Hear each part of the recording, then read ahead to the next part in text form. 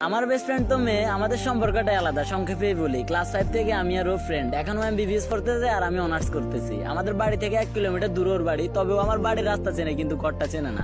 ওর বাবার অনেক টাকা, আলিশান বাড়ি, চলাফেরা ওদের অন্যরকম। তবে আমি ওর কাছে ধরতে গেলে কিছুই না, আমি মধ্যবিত্ত। ও আমারে কখনো ছোট চোখে দেখে নাই। আমি অনেক গেছি ওর বাড়িতে, আপ্যায়ন মাশাআল্লাহ। ওর ফ্যামিলির সবাই আমাকে খুব ভালো জানে। ও অনেকবার আমার বাড়িতে আসতে চাইছে, আমি ওরা আনি নাই। ভাই, আমার ঘর বাড়ির যে অবস্থা, আমি কোথায় বসাবো ওরে?